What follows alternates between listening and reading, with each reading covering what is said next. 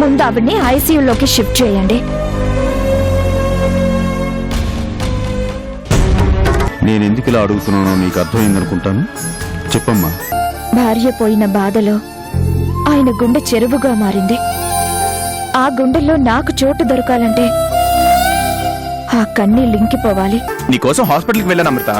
అక్కడ అడిగితే నువ్వు ఇంటికే వెళ్ళావని చెప్పారు. పక్కన టౌన్ లో బాలు చిత్రగారుల మ్యూజికల్ ప్రోగ్రామ్ జరుగుతుంది. త్వరగా బయలుదేరు, వెళ్దాం.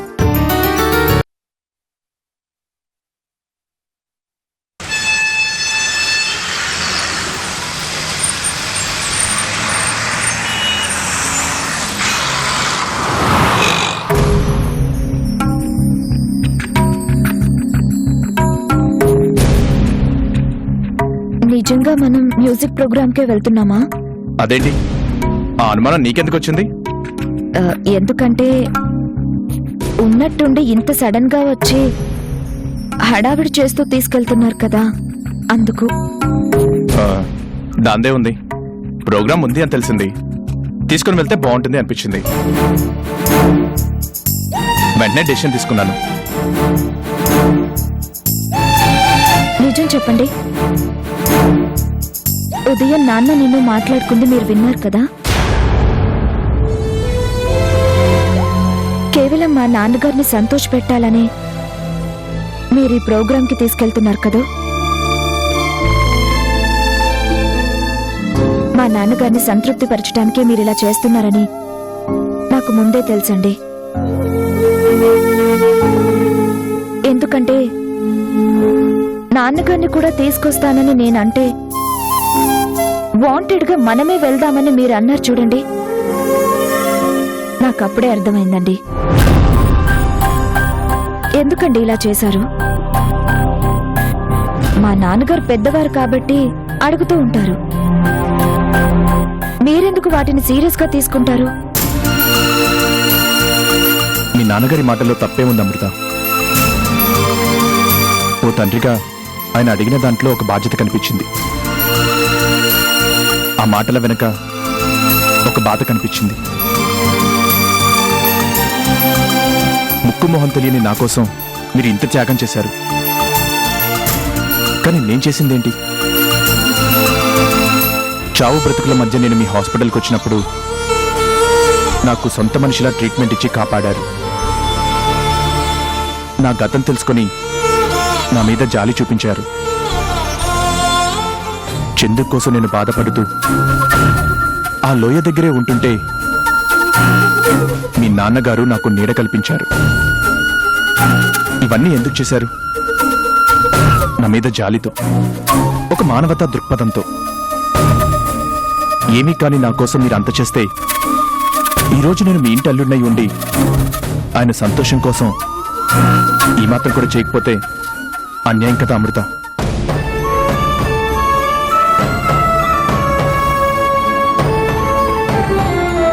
కానీ మా కోసం మీరు బలవంతంగా మీ ఆలోచనలు మార్చుకొని రావటం. బలవంతంగా ఏం రాలేదు అమృత, ఒక బాధ్యతతోనే వచ్చాను.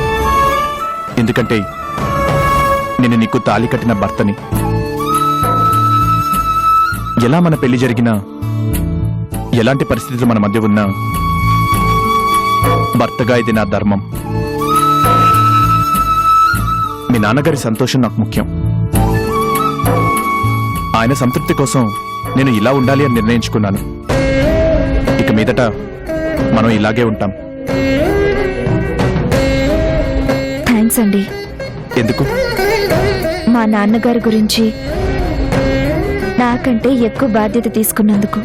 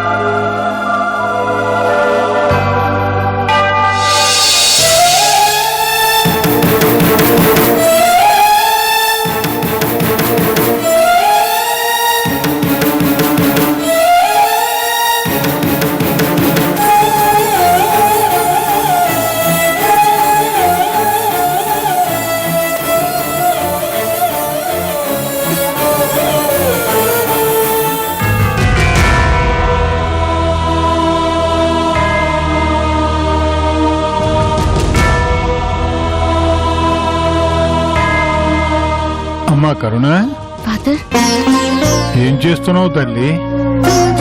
మీ గురించి ఆలోచిస్తున్నాను. నా గురించా?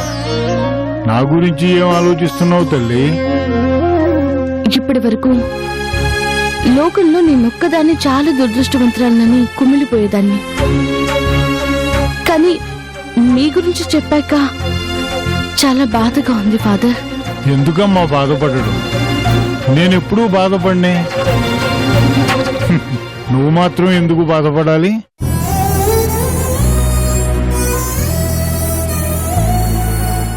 అయినా వాళ్ళంతా ఎక్కడికి వెళ్ళారమ్మా? ఆ ప్రభువు దగ్గరికేగా.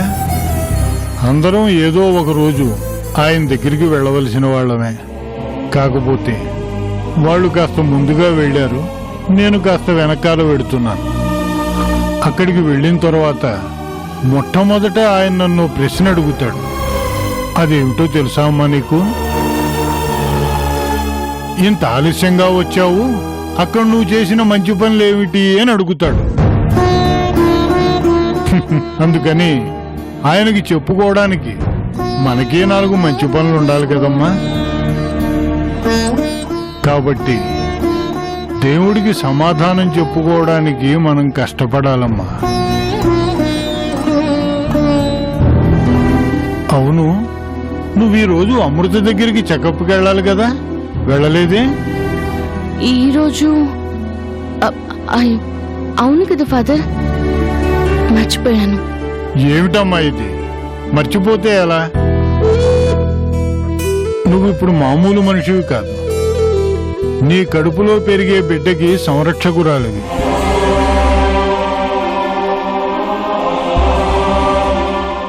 నీ బాధ్యతకైనా నువ్వు టైంకి వెళ్ళి చెకప్ చేయించుకోవాలి. ఆరోగ్యకరమైన బిడ్డకి జన్మనివ్వాలి. బయలుదేరు, వెంటనే వెళ్ళి చెకప్ చేయించుకో. నాకు గుర్తులేంది, మీకు చాలా గుర్తుంది ఫాదర్. నువ్వు నా బిడ్డవని చెప్పాను కదా.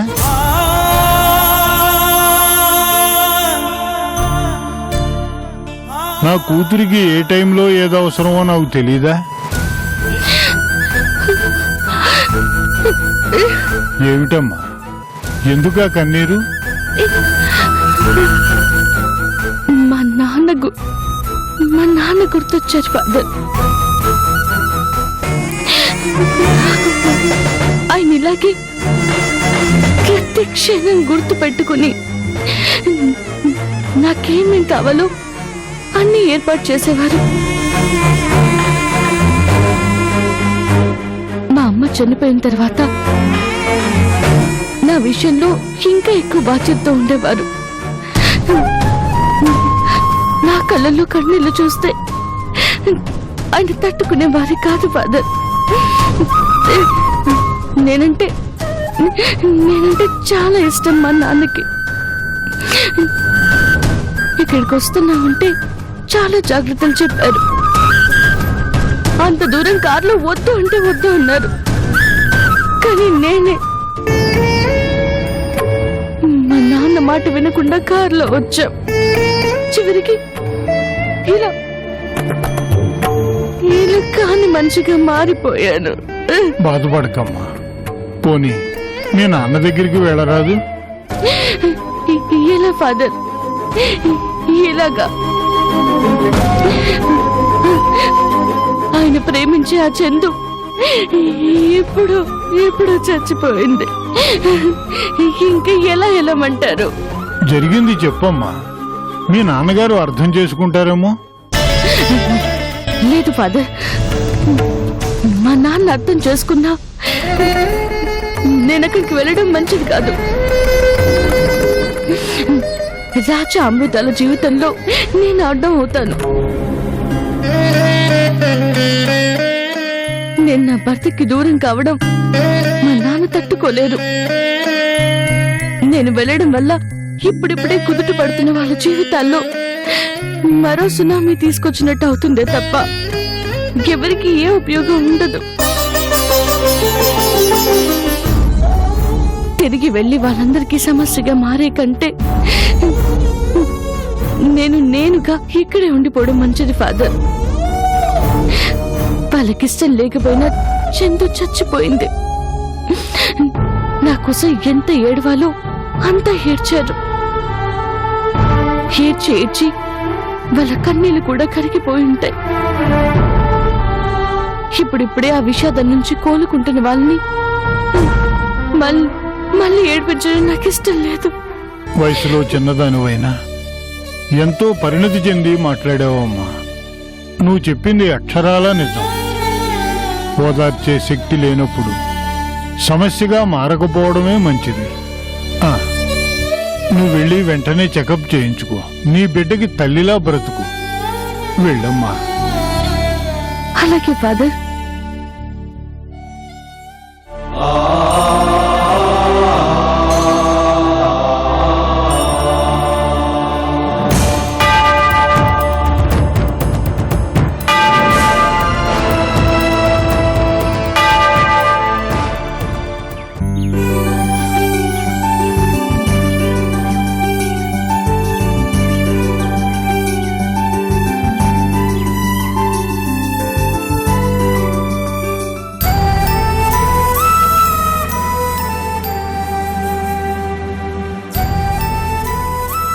సుప్రజ గారు,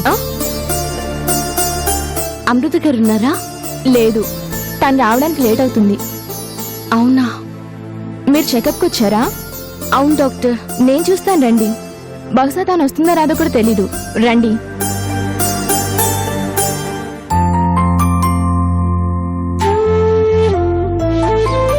ఇలా పడుకోండి.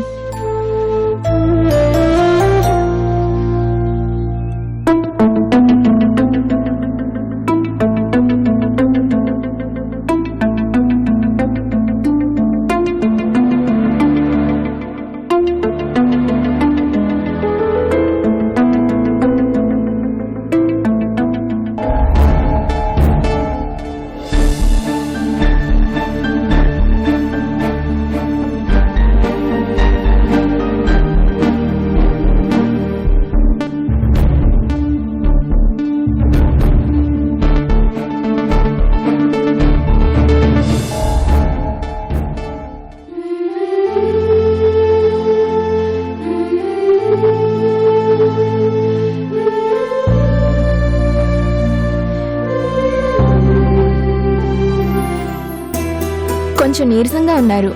ఈ మందులు వాడండి. ఫ్రూట్ జ్యూస్లు ఎక్కువగా తీసుకోండి. డెలివరీ రోజులు దగ్గరికి వచ్చాయి. వచ్చే వారం మీరు అడ్మిట్ కావాల్సి ఉంటుంది. అలాగే. రండి. అమృత గారు హాస్పిటల్కి ఎందుకు రావడం లేదు? రాత్రి వాళ్ళ భార్యాభర్తలిద్దరూ ఏదో మ్యూజికల్ ప్రోగ్రాంకి వెళ్లి లేటుగా ఇంటికొచ్చారంట. బాగా అలసిపోయానని అమృత కాల్ చేసి చెప్పింది. అందుకే రాలేదు.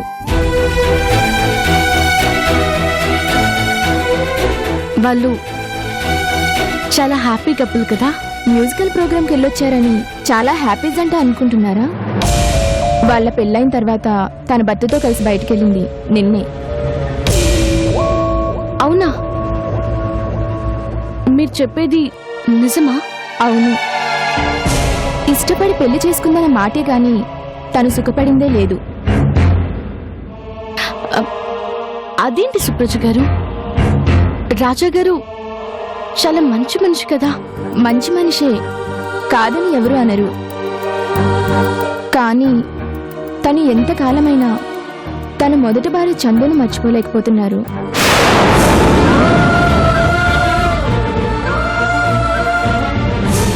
ఎప్పుడు ఆవిడ జ్ఞాపకాలే, అవే ఆలోచనలు. పెళ్లి చేసుకున్నారని మాటే గాని అసలు ఆ మనిషి అమృత గురించి పట్టించుకునేదే లేదు. ఎప్పుడు ఆ లోయ దగ్గరే గడుపుతుంటారు.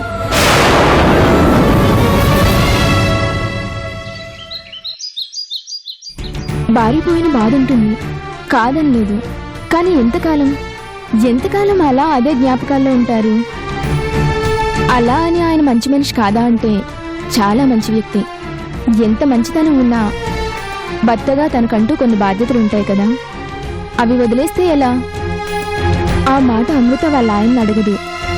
ఆయన తెలుసుకోలేడు. నేను అసలు నమ్మలేకపోతున్నానండి. నిజంగా అమృత గారి విషయంలో ఆయన చాలా తప్పు చేస్తున్నారు. అది మనం అనుకుంటున్నాం, ఆయన తెలుసుకోవాలి కదా.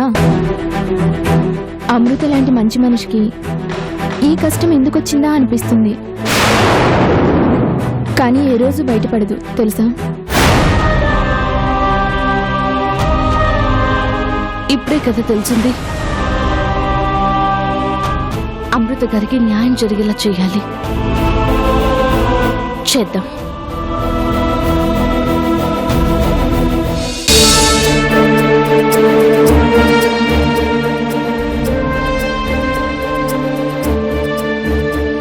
వాళ్ళ పెళ్ళైన తర్వాత తన భర్తతో కలిసి బయటికెళ్ళింది నిన్నే. తన మొదటి భార్య చందును మర్చిపోలేకపోతున్నారు. ఎప్పుడు ఆవిడ జ్ఞాపకాలే, అవే ఆలోచనలు. ఎప్పుడు ఆ లోయ దగ్గరే గడుపుతుంటారు. అంటే రాజా పెళ్లి చేసుకున్నాడే కానీ అమృతతో సంతోషంగా లేడన్నమాట. ఇంకా నా ఆలోచనలతోనే ఉంటే అమృత జీవితం ఏమవుతుంది? నా వల్ల అమృత జీవితం ఎందుకు నాశనం కావాలి? తను ఏం తప్పు చేసింది? ఇది కరెక్ట్ కాదు. రాజాతో మాట్లాడాలి. కానీ ఎలా?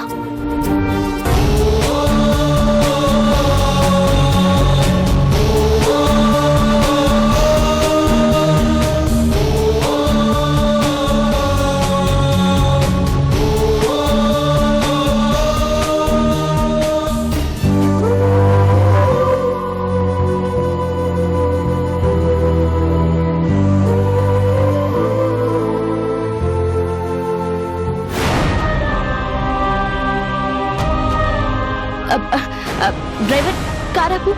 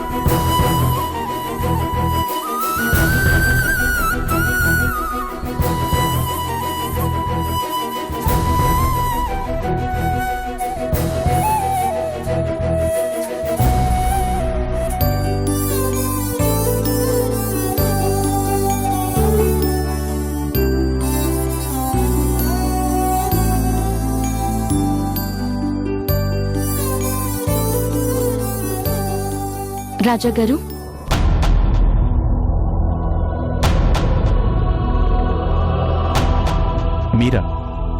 మీరేంటి ఇక్కడికి వచ్చారు? నేను అడుగుతుంది కూడా అదేనండి. మీరేంటి ఇక్కడున్నారు? ఇది నా భార్య నాకు దూరమైన ప్రదేశం. అయితే ఇక్కడి నుంచి చూస్తుంటే నా గతం నన్ను పలకరిస్తుంది. నా భార్య చందు నాతో మాట్లాడుతుంది. నిజంగా మీ భార్య చందు మీకు కనిపించి మాట్లాడుతుందా? నమ్మచ్చా? నిజంగా మీ భార్య మీకు కనిపిస్తే అవి అడగండి. మీరు చేస్తుంది కరెక్టో కాదో చెప్తుంది. ఏం మాట్లాడుతున్నారు మీరు? నిజమండి, మీరు చేస్తుంది చాలా తప్పు. గతం గతం అంటూ పోయిన ఆ భార్యను తలుచుకుంటూ మీరు తాళి కట్టి భార్యను చేసుకున్న అమృత గారిని పట్టించుకోవడం మానేశారు. ఇది కరెక్ట్ అంటారా? మీకు చందు ఎంతో, అమృత గారు కూడా అంతే కదా. ఆవిడ కూడా మీకు భార్యే కదా. మీరు గతానికి విలువనిస్తూ జ్ఞాపకాల్లో బతికేస్తుంటే వాస్తవంలో ఈ భార్య ఏమవుతుందో ఆలోచించారా? ఇది మీలాంటి వాళ్ళకు న్యాయం అంటారా? మీరెందుకు మా విషయాల్లో కల్పించుకుంటున్నారు? అసలు ఇంకొకరి పర్సనల్ విషయాల్లో కల్పించుకొని మాట్లాడటం మేనస్ కాదని మీకు తెలీదా? తెలుసు రాజా గారు, కానీ మీరు అమృత గారు నాకు బయట వ్యక్తులని నేను అనుకోవడం లేదండి. మీరు అనుకోకపోవచ్చు, బట్ నేను అనుకుంటున్నాను. ఇది నాకు సంబంధించిన విషయం. ఇందులో మీరు మాట్లాడాల్సిన అవసరం లేదు. ప్లీజ్ వెళ్ళండి. ఎందుకండి అంత కోపడతారు? నేను చెప్పేది కాస్త అర్థం చేసుకునే ప్రయత్నం చేయండి. ఏంటండి ఏం అర్థం చేసుకోవాలి? అసలు మీకు నా భార్య చందు గురించి ఏం తెలుసని మాట్లాడుతున్నారు? మా ఇద్దరి అనుబంధం గురించి అసలు మీకేం తెలుసు? గతం మర్చిపోమని చాలా ఈజీగా చెప్పారు. అసలు మా గతం ఏంటో మీకు తెలుసా? నాకు నా భార్యకి మధ్య ఉన్న ప్రేమ ఏంటో మీకు తెలుసా? ఎందుకండి మాట్లాడితే నా భార్య అని చందు పేరు చెప్తారు? అమృత మీ భార్య కాదా? ఆవిడ మెడలో మీరు తాళి కట్టలేదా? పేరుకు భర్తగా ఉంటున్నారు తప్ప నిజంగా భర్తగా మారే ప్రయత్నం చేశారా? మెడలో ఒక లైసెన్స్ కట్టినట్టు తాళి కట్టి తన కర్మకు తనను వదిలేసి మీరిక్కడికి వచ్చి కాలిపోయిన జ్ఞాపకాల్ని మళ్ళీ బతికించుకోవాలని చూస్తున్నారు. కానీ తగలబడిపోతున్నా మీ భార్య అమృత జీవితం గురించి అసలు పట్టించుకోవడం లేదు. మీలాంటి వాళ్ళు కూడా ఇలా చేస్తే ఎలాగండి? ఒక ఆడదాని మనసుని అర్థం చేసుకోలేరా? భర్త అనిపించుకుంటే సరిపోదండి, భర్తగా నడుచుకోవాలి, భర్తగా ప్రేమించాలి, భర్తగా ఆవిడ ఇష్టాలన్నీ తెలుసుకోవాలి. అంతేకాని చనిపోయిన వాళ్ళ కోసం బతుకున్న వాళ్ళని ఏడిపించడం కరెక్ట్ కాదండి. వెంటనే చందుని మర్చిపోయి అమృత గారితో హాయిగా ఉండండి. చూడండి, మీరు తెలిసిన వారు అని ఇంతసేపు చాలా మర్యాదగా మాట్లాడారు. నా చందు గురించి చులకనగా మాట్లాడితే మాత్రం నేను ఎవరిని క్షమించను. అది కాదండి, అసలు నేను చెప్పేది. వద్దు, దయచేసి ఏం మాట్లాడకండి. నా గొంతులో ప్రాణం అంటూ ఉండగా నా చందుని మర్చిపోవడం జరగదు. అలా మర్చిపోవాల్సిన పరిస్థితి వస్తే నేను అందరికీ దూరం అవుతాను, కానీ నా చందుని మాత్రం మర్చిపోను.